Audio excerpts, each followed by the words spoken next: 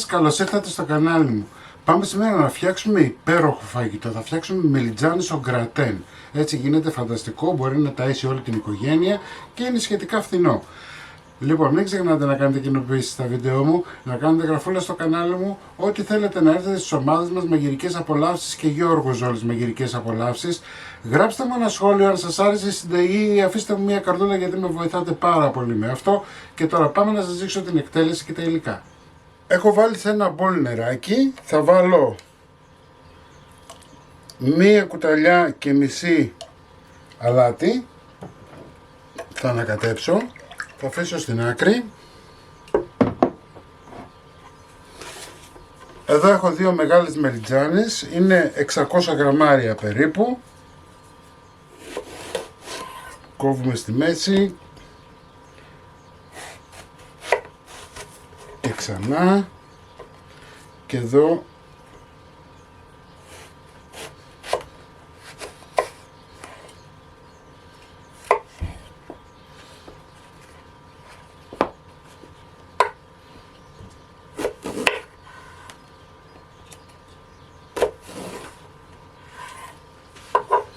κυβάκια, να είναι λίγο χοντρά όμως,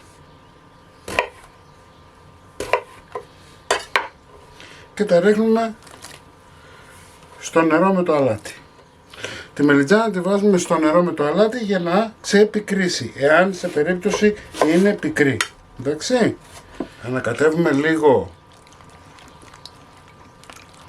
τις μελιτζάνες μας για να πάει το αλατό νερό παντού. Εδώ έχω 3 πατάτες.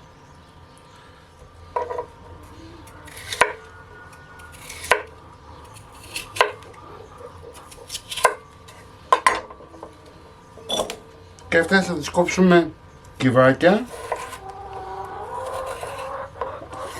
Αφού κόψαμε σε κυβάκια τις πατάτες, θα βάλουμε λίγο καπνιστή πάπρικα.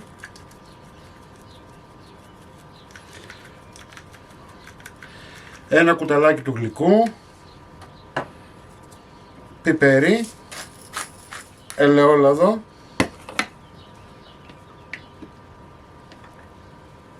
όχι πολύ, τόσο όσο να καλυφθούν οι πατάτες.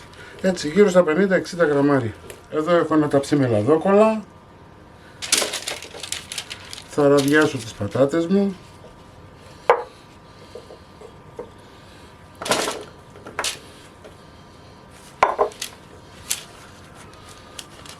Ανάψτε το φούρνο σας 200 βαθμούς αντιστάσεις πάνω κάτω. Στο ίδιο μπολ θα βάλουμε και τις μελιτζάνες. Επειδή έχουμε βάλει αλάτι δεν θα χρησιμοποιήσουμε άλλο. Απλά θα βάλουμε πιπέρι, καπνιστή πάπρικα,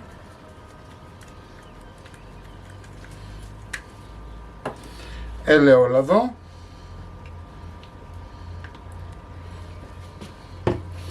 θα ανακατέψω.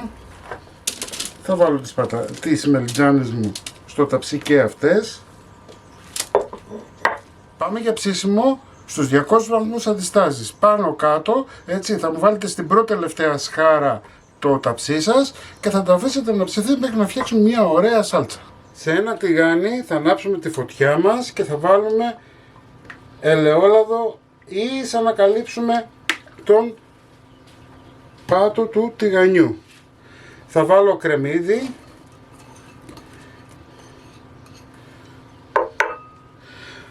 τρεις με 4 σκελίδες σκόρδο και θα περιμένουμε να ξεκινήσει το σοτάρισμα. Αφού ξεκίνησε το σοτάρισμά μας θα πάρω κόκκινη γλυκιά πιπεριά. Εγώ επειδή δεν έχω φρέσκια θα βάλω μια κονσέρβα. Αν έχετε φρέσκες απλά θα το κόψετε σε πιο μικρά κομματάκια για να μπορέσει να ψηθεί ομοιόμορφα. Ανακατεύω. Εδώ έχω φρέσκο μαϊντανό από το κήπο μας, τα καλά του χωριού.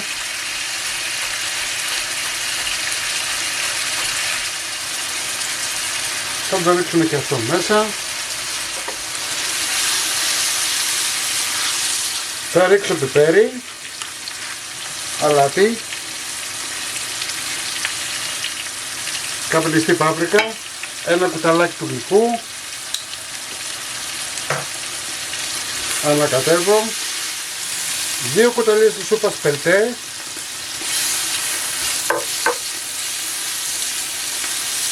αφήνουμε να σοταριστεί και αυτό για 1 λεπτό να βγάλει τα αρώματά του. Λοιπόν, θα ρίξω μία κονσέρβα ντοματάκι ψιλοκομμένο, λίγο νερό, ένα ποτήρι, θα σκεπάσω και θα το αφήσω να βράσει για 10 λεπτά να μελώσει. Στα 20-25 λεπτά θα κλείσετε τις πατάτες με τις μελιτζάνες, είναι έτοιμες. Πάμε να φτιάξουμε και τη σαλτσόλα που θα βάλουμε από πάνω. Εδώ έχω 250 γραμμάρια γάλα, 2 κουταλιές της σούπας corn flour είναι ισεστέ,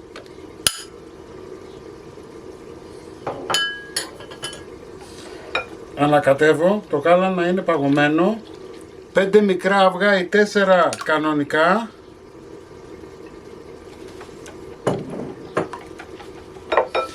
πιπέρι, αλάτι, ανακατεύω να ενσωματωθούν τα αυγά με το γάλα και το corn flour ή τον ίσεστε. Ωραία. Και είμαστε έτοιμοι για να στήσουμε. Πάμε τώρα να στήσουμε. Η σάλτσα μας έχει δέσει, είναι φανταστική. Λοιπόν, θα πάρουμε με μία κουτάλα, θα βάλουμε λίγο κάτω. Οι πατατούλες μου είναι έτοιμες. Θα πάρω τις μισές μελιτζάνες. Εδώ έχω 400 γραμμάρια μίξη τυριών. Έτσι, θα κάνω ένα πασπάλισμα. Προσέξτε τώρα, τυριά μπορείτε να χρησιμοποιήσετε ό,τι θέλετε, αρκεί να λιώνουν. Αυτό μας ενδιαφέρει. Εδώ θα βάλουμε τη σάλτσα. Το φούρνο σας δεν θα μου τον εκκλείσετε, θα τον αφήσετε αναμένο γιατί το στήσιμο δεν είναι πάνω από 4-5 λεπτά. Θα κάνουμε μια ωραία στρώση από πάνω. Πάμε να βάλουμε τις υπόλοιπες πατάτες. Τις θέλουμε διάσπαρτες. Το ίδιο θα κάνουμε και με τη μελιτζάνα.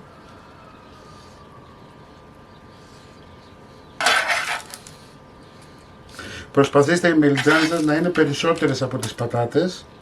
Έτσι, δηλαδή αν είναι μικρές οι μελιτζάνες σας μπορείτε να βάλετε και 2 και 3 και 4. Θα βάλω τυρί.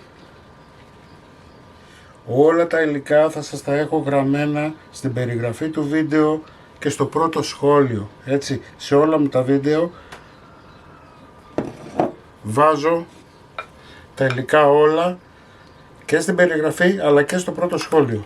Ανακατεύω λιγάκι εδώ τα αυγά μου με το γάλα και το νεσεστέ corn flour. Πάμε σιγά σιγά να ρίξουμε.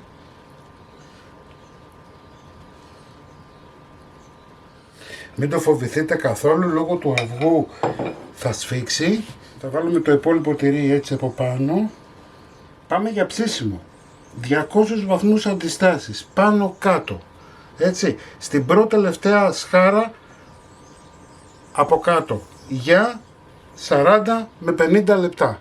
Έτσι. Το φαγητό μας είναι έτοιμο. Κοιτάξτε πώς έχει γίνει. Είναι φανταστικό, έτσι. Ένας αφρός. Να το φτιάξετε όλοι γιατί είναι πεντανόστιμο, κομμένο και έτοιμο. Θα το δείτε στην αρχή του βίντεο. Εσείς μην ξεχνάτε να κάνετε κοινοποίηση στα βίντεο μου, να κάνετε γραφόλα στο κανάλι μου. Ό,τι θέλετε να έρθετε στις ομάδες μας, μαγειρικές απολαύσεις και Γιώργος Ζόλης μαγειρικές απολαύσεις. Και θα τα ξαναπούμε σύντομα με ένα επόμενο βίντεο, μια νέα συνταγή. Να είστε καλά. Γεια χαρά σας.